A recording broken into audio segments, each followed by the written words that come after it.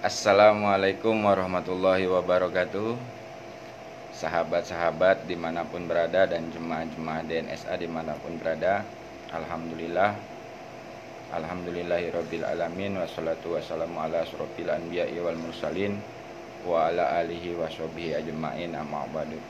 Ayyuhal hadirun ittaqallaha haqqa tuqatih wa la tamutunna illa wa antum muslimun. Pertama-tama saya ucapkan puji syukur kepada hadirat Allah Subhanahu wa taala yang masih memberikan keistiqomahan kita bersilaturahmi walaupun keadaan sedang lockdown. Ya Pak Suryadi ya. Nah, dan tidak lupa pula sholawat serta salam kita panjatkan kepada Habibana wa Nabiyana Muhammad SAW. Mudah-mudahan kita adalah salah satu umat yang mengikuti apa ajaran-ajaran yang diperintahkan oleh Allah melalui Rasul sampai yaumil akhir nanti. Nah, pada kesempatan kali ini ngopi bareng sama Pak Suryadi dengan keadaan kondisi sedang lockdown. Sebagian daerah-daerah di Jakarta ini udah sulit, digembok semua ini. Gang-gangnya sudah ditutup semua. Tapi ya alhamdulillah kita masih dipertemukan untuk silaturahmi di tempat saya ini untuk membahas tentang kebesaran-kebesaran Allah, kehebatan-kehebatan Allah, kekuasaan-kekuasaan Allah, yang mudah-mudahan di saat nanti kita cerita, kita ngobrol, itu ada hikmah-hikmah yang bisa kita ambil untuk sebagai pembelajaran bagi jiwa kita, yang sehingga semakin iman kita itu semakin kuat kepada Allah. Nah, jadi kita silaturahmi ini bukan berarti menantang penyakit ya, tapi inilah kita sadari kehendak Allah, kita masih diizinkan untuk bersilaturahmi. Oke, ini udah tidak asing lagi, ini Pak Suryadi. Pak Suryadi ini, beliau ini yang mengalami kemarin itu proses mati 3 hari dan pencarian kesana kemari. Jadi setelah mati itu tidak jaminan langsung ketemu Allah, karena masih ada proses-proses yang lain. Dan ternyata beliau ini masih diberikan kesempatan oleh Allah untuk hidup lagi di dunia, untuk agar bisa mengenal Allah di dunia. Karena sebelumnya ya boro-boro kenal, kan gitu, menjauh. Malah menjauh. Ya istilahnya kenal dengan nama, tapi kita Allah itu yang mana sesungguhnya dalam aplikasi kehidupan. Nah, ini Pak Suryadi ini sudah mengalami proses yang luar biasa dan sekarang diperjalankan oleh Allah, dipertemukan oleh Allah mengenal yang namanya metode zikir nafas sadar Allah. Ini udah berapa hari Pak? 3 minggu ya. 3 minggu ya. Jadi alhamdulillah beliau sudah mengamalkan 3 minggu. Nah, itu pengalaman jenengan gimana Pak setelah mengamalkan zikir nafas sadar Allah dalam aplikasi kehidupan selama 3 minggu ini? Apa yang dialami jenengan? Ya, saya ngerasa kemarin ya, saya jujur nyari uang hanya untuk orang tua. Tapi begitu motor saya rusak, saya harus turun mesin. Untuk spare partnya aja itu sekitar 1,4 saya belanja kemarin. Sampai detik ini saya nggak tahu uangnya dari mana. Kok ada uang saya segitu banyak? Saya bingung aja sampai sekarang, sampai detik ini pun saya masih bingung uangnya dari mana. Padahal kalau cerita hasil narik kacengan gojek itu saya kasih ibu saya nggak pernah mikir bensin apa, nggak pernah mikir. Iya, jadi istilahnya tiba-tiba di saat untuk membayar onderdil itu ada gitu. Ada. Tapi bingung. Duitnya dari mana gitu. Duitnya dari mana? Nah, sesungguhnya di sini ini kan suatu proses penyaksian yang nyata. Maksudnya proses penyaksian yang nyata itu bagaimana? Yang menurut akal pikiran kita nggak mungkin, gitu loh. Tapi ya terjadi, gitu loh. Nah, ini kalau kita nggak sadari dari mana, ini pasti ya bingung. Tapi kalau kita sadari, oh bagi Allah itu mudah. Bagi Allah itu nggak ada yang tidak mungkin gitu loh. ternyata saya coba pakai logika, ya, ternyata nggak masuk. itu. Kalau saya narik cuman ya apalagi keadaan begini, dapat 100-200 aja udah bagus banget kayaknya. Nah itu. Jadi makanya di sini kita kan memang diproses dari awalnya itu meyakini Allah dengan sebab akibat, dengan logika. Ya. Tapi di saat kita terus belajar untuk mengenal Allah, itu akan menyaksikan pertolongan-pertolongan Allah yang memang di luar logika kita, di luar nalar kita. Tapi kita tetap menjalankan amanah. Ya. Ya ini kan jenengan kan menjalankan amanah, memberikan rezeki kepada orang tua. Nah, itu kan amanah jenengan, amanahnya orang tua, tandanya butuh, kan gitu, perintahnya ya diberikan. Nah, di saat jenengan memberikan ini kan sudah menjalankan amanah dan perintah Allah. Gitu loh. Nah, disitulah pertolongan Allah yang tanpa diduga-duga. Ya kan? Ya. Terjadi dan tersaksikan. Tersaksikan jelas. Nah, ini ya jelas. Istilahnya nyata, bukan katanya kan gitu. Tapi nyatanya memang saya alami. Ya memang walaupun secara nalar, secara syariatnya ya nggak mungkin. Nggak mungkin orang hari keadaan sepi begini. Nah itu. Nah ini sebuah pembelajaran. Jadi kita itu akan memahami di saat kita aplikasikan dalam kehidupan sehari-hari, Pak. Nah kita pun harus memahami juga. Memang kadang banyak orang yang bertanya, ya kan, atau yang menanyakan ahli-ahli spiritual yang sudah lakunya mumpuni lah istilahnya. Kadang-kadang itu ada juga yang menanyakan ke saya. Kita itu harus paham Allahnya yang benar-benar Allah, bukan Allah yang hasil logika atau bisa dibayangkan ya, atau diimajinasikan. Jangan-jangan Allahnya itu hasil imajinasi kita. Nah, di sini sebenarnya pembuktian nyata. Jadi Allah yang laisa kamislihi itu yang tidak bisa diserupakan dengan apapun itu, kita bisa merasakannya, kita bisa apa istilahnya mengalaminya gitu loh, menyaksikannya. Menyaksikan dalam arti kata di sini kan pakai kesadaran, ya kan? Ya pikiran jenengan nggak tembus, tapi kesadaran jenengan kan tembus. Oh ini yang disebut pertolongan yang dari Allah yang tanpa diduga-duga, yang nggak bisa dikira-kira gitu loh. Nah bagi teman-teman dan sahabat-sahabat yang lain, nah ini kita memang harus benar-benar memahami murni kehendak Allah atau kehendak nafsu di saat kita sudah aktif jiwanya sadar Allah. Karena kuncinya itu ya di jiwa sadar Allah itu. Kalau jiwanya belum sadar Allah ya tidak akan memahami. Makanya yang akan memahami tentang ilham ya, yaitu di saat jiwanya aktif sadar, atau petunjuk atau perintah. Itu di saat kita aktif sadar kita akan memahami itu. Tapi kalau belum aktif jiwanya, belum aktif kesadarannya, jiwanya menyadari Allah itu ya pasti nggak mudeng mikir, nanya lagi. Perintah Allah tuh ya kayak gimana ya, berarti kan belum paham.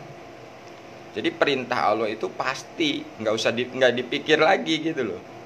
Kita itu tahu-tahu paham, oh ini perintah Allah. Nah di saat jiwa kita sudah aktif sadar Allah. Makanya kemarin dibahas oleh Pak Pur dari Padepokan, memahami perintah Allah dalam kehidupan. Nah di sini sesungguhnya untuk melogikakan atau memudahkan, Pak Pur itu selalu memberikan contoh-contoh yang hal terkecil gitu loh Pak. Contoh amanahnya tubuh, tandanya lapar, perintahnya makan. Nah, di sini itu kan kalau kita nggak benar-benar menyadari lapar itu dari mana, yang nyuruh makan itu siapa, nah itu kan kita nggak akan menyadari bahwa itu Allah, bahwa itu perintah Allah. Tapi kalau kita sadar baru kita menyadari, oh ternyata ini pun sudah menjalankan amanah tanda perintah dari Allah. Ya contoh keadaan saat ini sedang lockdown nih, nggak boleh kemana-mana. Ibaratnya, ya kita sadari aja semua yang kita lakukan ini sebagai amanah. Tandanya pasti ada jelas, perintahnya udah pasti jelas. Nah di saat kita sudah sadari ya itu, jadi nggak perlu ditanyakan lagi. Memang di saat kita memahami Allahnya itu yang mana, kemurnian perintah Allah itu seperti apa, ya memang nggak bisa dijelaskan dengan kata-kata. Harus dengan Nah, perasaan. nah Kalau itu. udah nggak, kalau pakai logika malah jelimet ya Pak. Ya kan, ilmu laku. Kalau jenengan melakukan nanti diproses dan dipahamkan. Tapi kalau jenengan nggak mau melakukan, ya gimana mau paham? Karena pemahaman ini murni Allah yang memberikan, bukan pinternya otak kita gitu loh. Sehebat apapun keilmuan kita, ya kan, kita belajar apapun itu, kalau Allah nggak beri pemahaman, kira-kira paham nggak? Nggak paham. Nah di sini kita bisa akan membedakan, gitu loh. Oh paham karena ilmu dengan paham karena Allah itu beda. Nah di sini pun kita harus bisa membedakan yang meliputi. Nah, yang meliputi alam semesta dan seisinya itu ya kekuasaan Allah, kekuatan Allah, kehendak Allah, kasih sayang Allah, kan gitu. Tapi bukan Allah. Maksudnya gimana kan itu? Bukan Allah, ya kekuatan Allah itu bukan Allah. Tapi kekuatannya. Nah untuk memahami kekuatannya aja kita nggak bisa menjelaskan, gitu loh. Tapi kita menyadari, nah ini kekuatan Allah. Jenengan bisa berjalan, ini kekuatan Allah yang ada di dalam diri jenengan, yang meliputi tadi. Makanya gini Pak, kan ada 3 unsur. Nah ini harus selaras. Ada jasad, ada jiwa, ada ruh. Jasad ini bisa bergeraknya itu karena ada apa? Karena ada ruh. Nah ruh ini milik siapa? Milik Allah. Jadi jiwa hanya menyaksi. Kalau jiwanya yang sadar, dia akan menyaksikan bahwa jasadnya bergerak ini dengan kekuatan Allah. Melalui apa ya? Ruh tadi. Karena kita itu diberikan ruh oleh Allah langsung.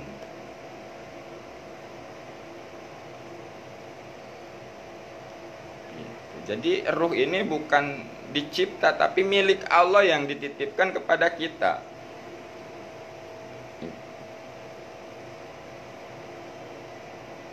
Kalau jiwanya aktif, dia akan menyaksikan, oh jasad ini bergerak karena ada kekuatan Allah. Pikiran ini berpikir karena ada kekuatan Allah. Perasaan ini bisa merasakan karena ada kekuatan Allah. Kalau nggak ada kekuatan Allah, nggak ada ruh, ya jadi bangkai. Ya nggak bisa bergerak. Organ tubuh nggak berjalan. Nah itu. Makanya dalam latihan duduk timpu itu kan sudah nyata. Di saat jasad kita matikan, nggak bergerak sedikit pun. Nah yang aktif itu kan jiwa yang menyaksikan. Oh jasad saya sedang duduk, pikiran saya sedang berpikir, perasaan saya sedang merasakan, pendengaran saya sedang mendengar. Nah itu kan latihannya seperti itu. Jiwa itu menyaksikan semua yang terjadi di dalam jasad dan menyadari, gitu loh.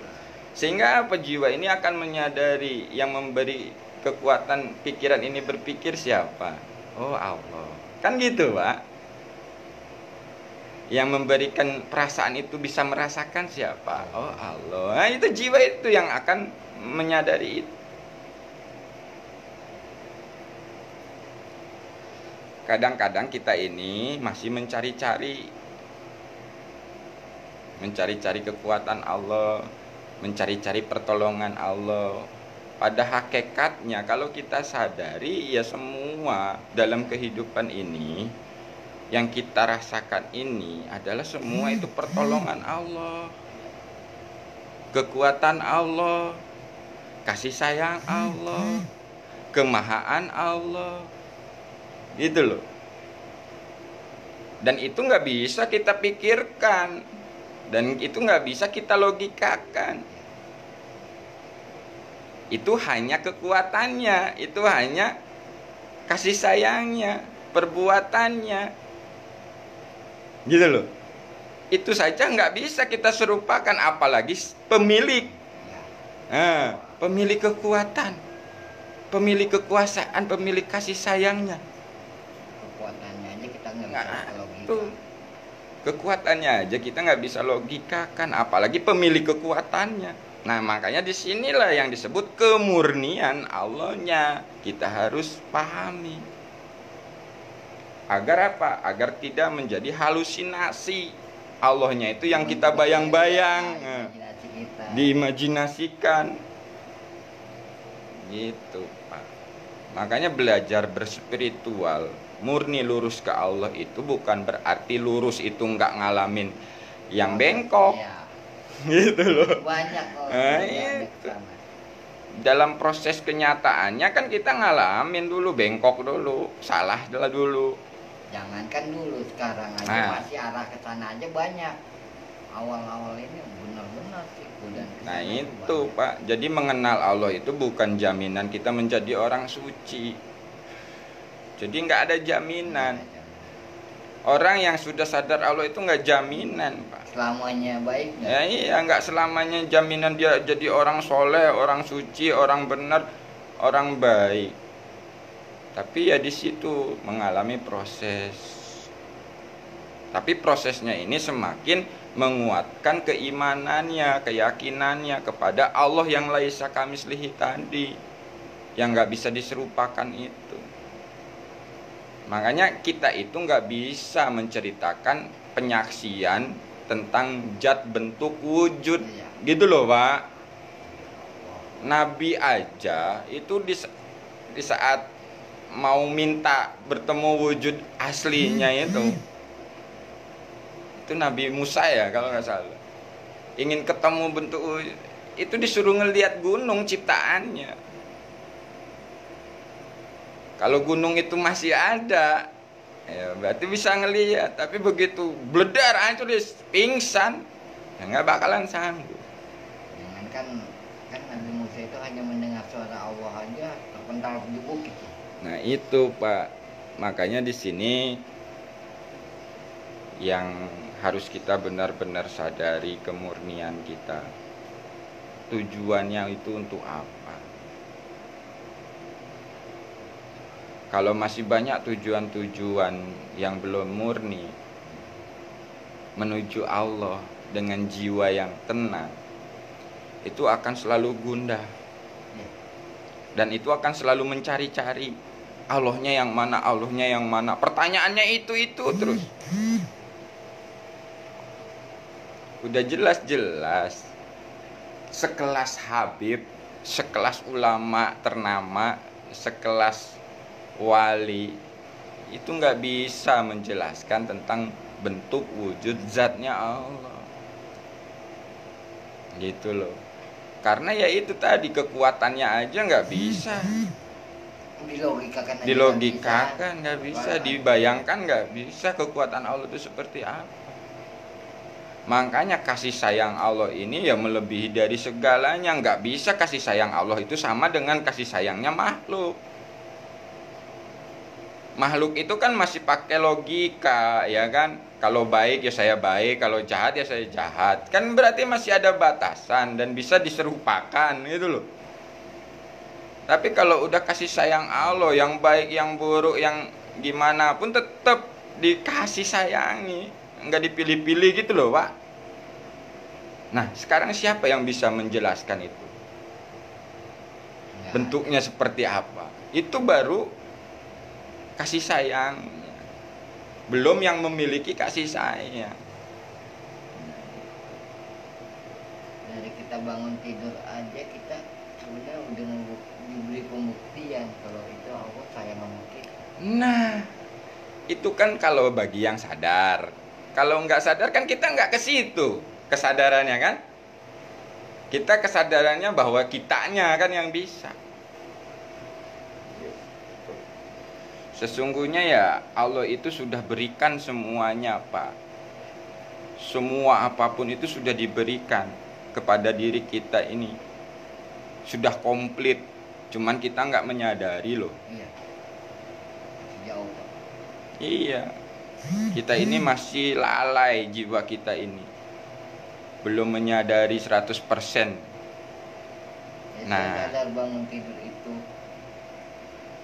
kasih sayang Allah aja baru beberapa hari ini Pak. Saya baru sadar ternyata oh ini saya masih kasih sayang Allah. Baru menyadari dan belum murni. Nah itu. Makanya gini Pak, rezeki yang tidak ternilai dengan uang atau ternilai dengan kekayaan harta benda, itu ya rezeki jiwanya sadar Allah. Ya. Itu tidak akan ternilai Pak.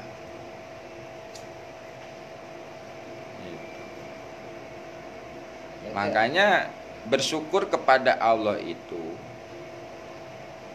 ya harus benar-benar bersyukurnya kepada Allah, bukan karena sesuatu. ya. Gitu loh.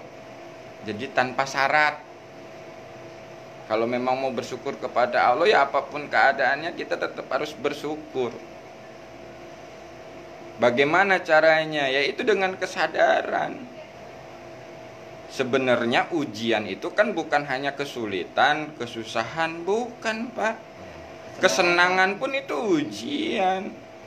Kemewahan pun itu ujian. Kemudahan pun itu ujian. Gitu loh. Karena banyak orang yang diuji dengan kesusahan, dia kuat. Tapi Dengan kesenangan dia lupa. Kebanyakan itu. Nah, disinilah kita harus sadari. Jadi patokannya kita kenal Allah itu bukan masalah senang atau susah, kaya atau miskin, bukan. Lah kalau patokannya itu nggak sesuai dengan yang dialami Rasulullah, gitu loh. Rasulullah Nabi Muhammad itu pilihan dan menjadi kekasih Allah. Ngalamin Pak yang namanya kelaparan, diganjel pakai batu perutnya, ngalamin yang namanya dihina orang, ngalamin yang namanya ditimpuk batu sampai berdarah. Gitu loh. Ya apalagi kita sebagai umat. Kan kita harus sadari itu. Makanya keterangannya, siapa yang mengenal dirinya maka akan mengenal Tuhannya, mengenal Allah. Di saat dirinya ini sudah mengenal Allah, maka akan hilang keakuan dirinya. Bukan dirinya, keakuannya yang hilang. bukan menunggaling Bukan menyatu. bukan. Kita Tetap ada hamba sebagai penyaksi, menyaksikan kebesaran Allah, kemahaan Allah, kekuasaan Allah. Makanya tadi kan saya udah bilang, pemahaman semua Allah ini bahaya kalau enggak sesuai. Kenapa bilang bahaya? Nanti bahayanya gini, yang nyuri itu Allah, yang dicuri Allah, yang zina itu Allah, yang berzina itu Allah. Nah ini kan repot. Harusnya disadari, dia bisa mencuri itu ya izin Allah, dengan izin kekuatan Allah, diizinkan. Tapi kan Allah sudah berikan batasan-batasannya. Nanti kalau kamu begini, nanti hukumannya ini. Kalau kamu melakukan ini, mendapatkan ini imbalannya kan gitu. Makanya di situ ada sekecil apapun perbuatan kita, itu akan ada balasannya. Makanya di saat kita belajar berspiritual, kita harus berkembang tanpa harus menyalahkan laku orang lain, Pak, atau menyaksikan laku orang lain. Pada akhirnya ya pertanggungjawabannya masing-masing. Siapa yang mau nolong? Iya. Saya nggak bakalan bisa nolong jenengan. Guru saya pun, Pak Pur, nggak bakalan bisa nolong saya. Kecuali Allah yang bisa nolong. Gitu loh. Ya Nabi Muhammad juga nggak bisa menolong umatnya. Terkecuali Allah yang berkehendak. Kan gitu. Makanya di sini di saat kita mencintai Nabi Muhammad itu karena apa? Kalau karena syafaatnya, karena pertolongannya, ya itu udah sesat, Pak. Ya sesat. Menduakan Allah. Tipis itu. Iya. Tipis banget itu. Tipis banget. Tapi kalau kita mencintai Rasulullah itu karena Allah, murni karena Allah, karena diperintah Allah. Kan gitu. Disitulah nanti syafaatnya itu akan diberikan. Karena Allah. Ya, jadi syafaat itu tetap dari Allah. Nah, itu dari Allah. Makanya di sini harus kita pahami kemurnian tadi. Kadang-kadang orang yang udah merasa memahami, ya kan? Dari laku manunggal kaulaning Gusti jadi Allah. Nah, ini yang repot. Jadi tetap makhluk. Kita itu nggak bisa jadi Allah. Sebagai makhluk ciptaan tuh nggak bisa. Tidak ada kata manunggal yang menyatu. Yang ada. ada hamba tetap hamba. Nah, makanya nanti kalau sudah paham itu, dalam kehidupan kita itu akan menjadi saksi Allah, abdi Allah, khalifah Allah, dan disitulah kita akan mengikuti perintah-perintahnya. Makanya kan kita untuk mengenal Allah dalam kehidupan nyata ini agar hidup kita ini lebih terarah, lebih jelas tujuannya, lebih tahu apa sih yang Allah inginkan. Saya itu diciptakan oleh Allah, hidup di dunia itu untuk apa? Kan gitu. Makanya di saat kita ingin mengenal Allah, masuklah ke dalam diri, bukan keluar dari diri. Kalau kita semakin mencari keluar dari diri, ya semakin jauh dan semakin tersesat. Nanti kalau semakin ke dalam, masuk ke dalam diri, sesungguhnya ya diri kita itu nggak ada kok, Pak. Yang ada itu cuman hanya Allah dan kekuatan Allah di dalam diri. Diri itu kita nyaksiin tok.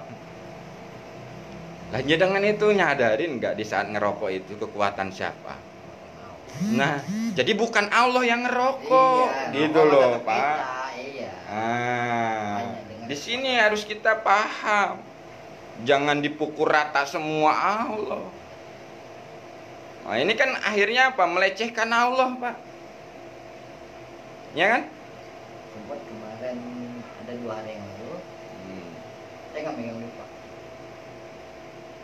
Tiba-tiba ada yang ngasih rokok bungkus. Oh, saya sempat berpikir begini, ya, oh Allah nyuruh saya ngerokok. Udah, ya cepat. Cuman begitu. Nah itu benar atau salah kalau saya berpikir? Di sini gini loh, Pak. Ya memang itulah. Makanya kita harus pahami. Diizinkan itu bukan berarti diperintah. Paham nggak? Setan ini diizinkan menggoda kita, menyesatkan kita. Bukan diperintah, diizinkan. Di saat iblis ngomong ke Allah itu, karena iblis ini kan ma'rifatullah, kenal Allah dia. Dia ngomong, ya Allah izinkan saya untuk menggoda cucu Adam ini agar tersesat. Lalu Allah mengatakan, saya izinkan, tapi kamu harus ingat, orang yang sabar dan tawakal kepada Allah nggak bakalan bisa. kamu goda. Karena apa? Orang yang tawakal dan bersabar itu ya sudah berserah jiwa raganya kepada Allah. Kalau sekarang jiwa raga ruh kita udah diserahkan ke Allah, kita udah berserah ke Allah dalam aplikasi kehidupan, apa masih bisa digoda, Yon? Terkecuali memang Allah menghendaki kita tergoda, dan di situ pun nanti ada pembelajaran, Pak. Iya. Gitu loh. Ada pembelajaran. Soalnya jiwa-jiwa yang udah Nah, pembelajaran buat jiwa-jiwa ya itu sudah sadar, sehingga menjadi pembelajaran kesalahannya itu, bukan keinginan dia untuk melakukan salah, gitu loh. Kalau dirinya ada keinginan untuk melakukan salah, Allah itu mengizinkan, ya sudah, tapi kamu siap, harus tanggung jawab, gitu loh. Kalau dengan keinginan diri, sekuensinya itu ada.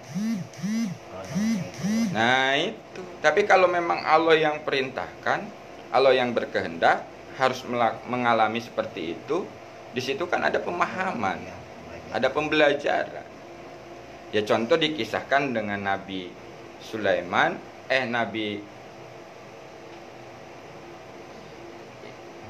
Nabi Musa berguru kepada Nabi Khidir.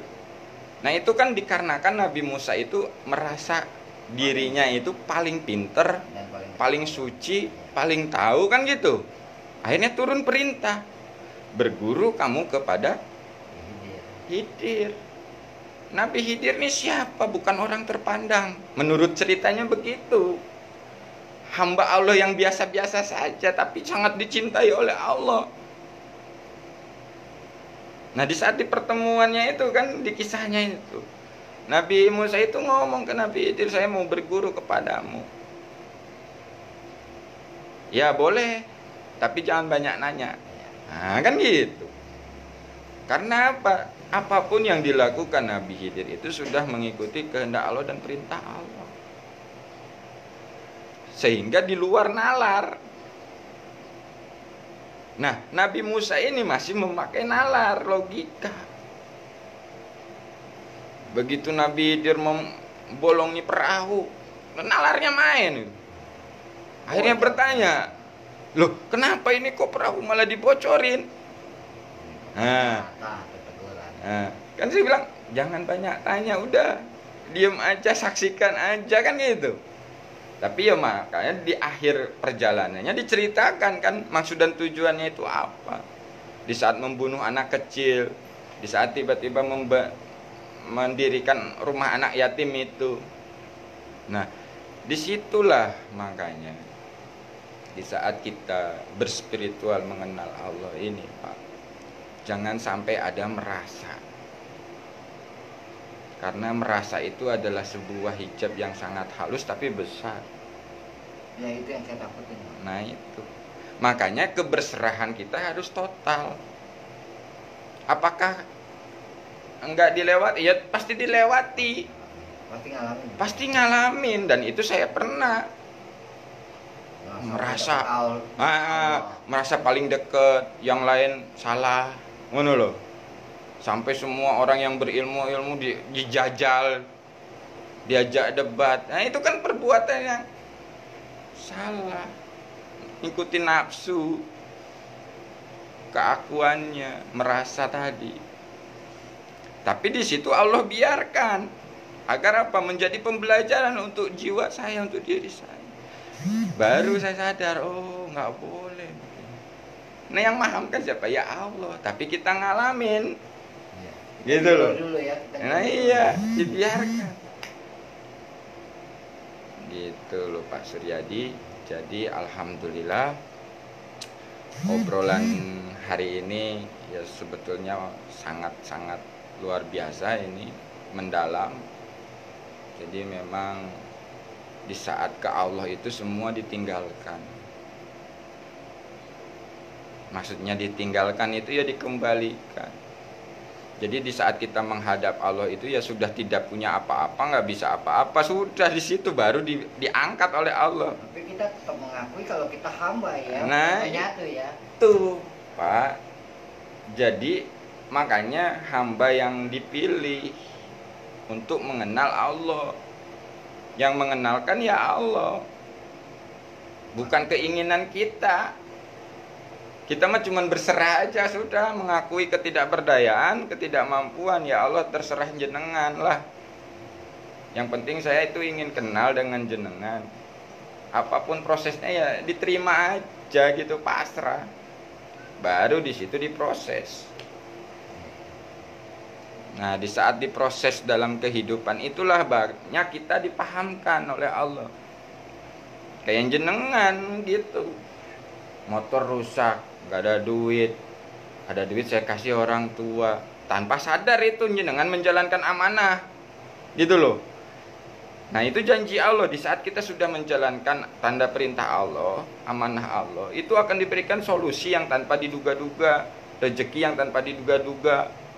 Itu loh Pak, itu nyata. Karena apa? Jenengan alamin, gitu loh. Oh, ini maksudnya. Nah, kalau sadar, kan tadi belum sadar masih bingung. Bisa begitu ya?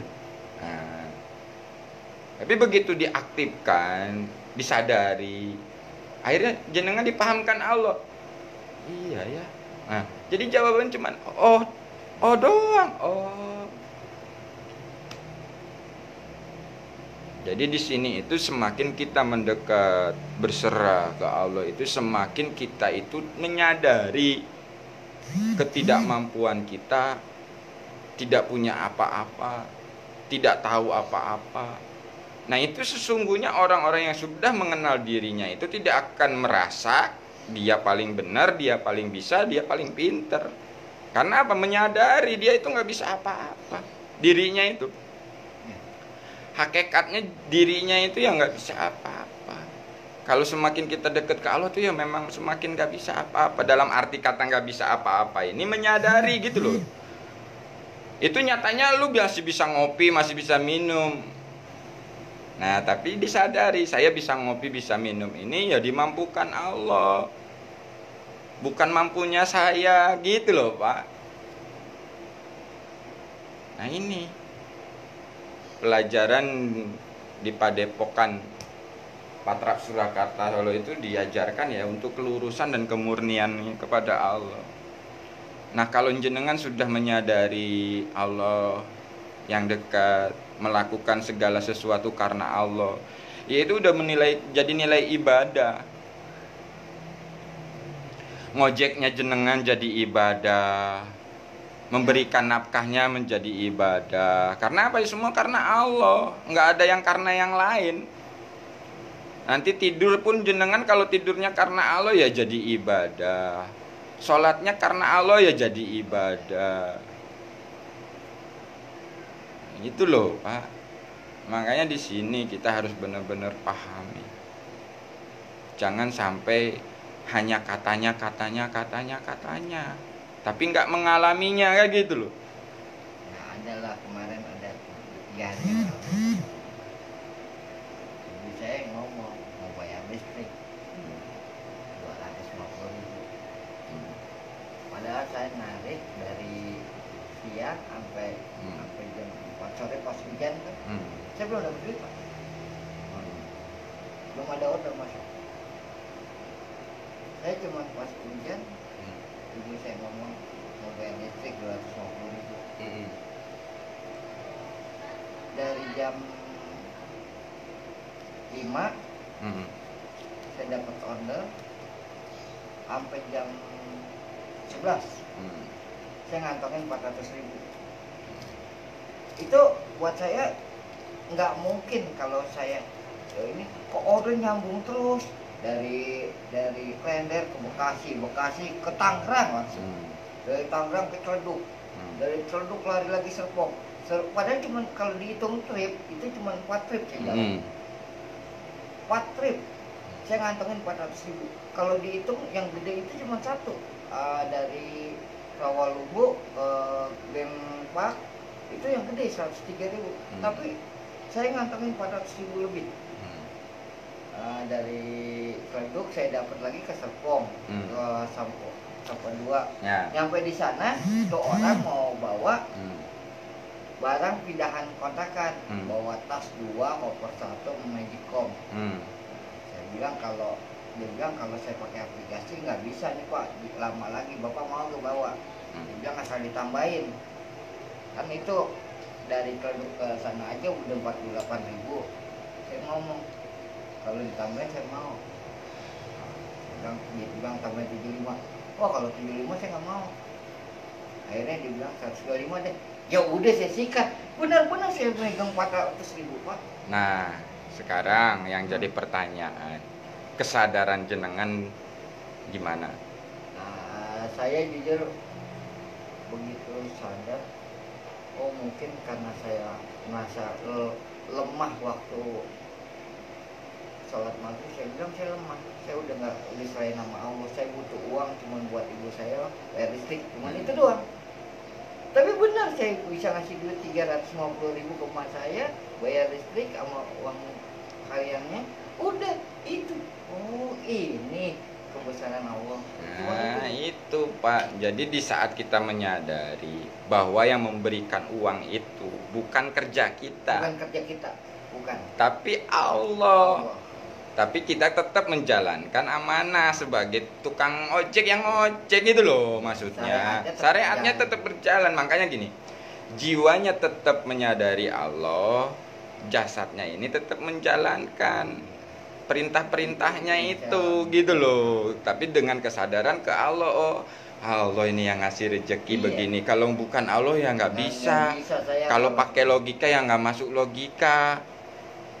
Tarikan 4 tarikan kok bisa nyampe segini kan gitu Pak. Memang secara logika itu bisa dikalkulasikan, oh ditambahi uang tip segala macam tetek bengek. Lah kalau bukan kehendak Allah di situ, apa orang itu mau rela memberikan sebesar itu? Mikir Pak dia. Tapi karena udah kehendak Allah dengan cara Allah, ya itulah dimudahkan. Saya pulang bawa sampai kantor tuh habis ngantar itu saya berhenti langsung. Capek badan, ini ngambil 400.000, pulang aja langsung ke rumah saya malu-malu. Iya. Dia alhamdulillah ya Pak ya. Alhamdulillah banget. Banyak penyaksian-penyaksian yang benar-benar jenengan alamin. Nah, saya ngikut DM ternyata emang yang saya minta itu ya untuk ibadah juga mungkin, makanya diridhoin sama Allah, dimudahkan. Nah itu. Jadi itulah kita obrolan siang kita hari ini. Mudah-mudahan ada manfaat bagi teman-teman dimanapun berada. Jadi saya cukupi, saya akhiri karena sekarang sudah masuk waktunya sholat zuhur. Saya akhiri dulu. Sekali lagi saya mohon maaf apabila ada ucapan atau tingkah laku saya yang kurang berkenan di hati teman-teman atau sahabat-sahabat dimanapun berada. Dan insya Allah nanti kita lanjutkan di suatu saat nanti obrolan-obrolan lagi. Mudah-mudahan Allah memberikan pemahaman dari obrolan-obrolan tadi itu sehingga ada hikmah menambahkan keyakinan kita kepada Allah. Sekian dari saya. Wassalamualaikum warahmatullahi wabarakatuh.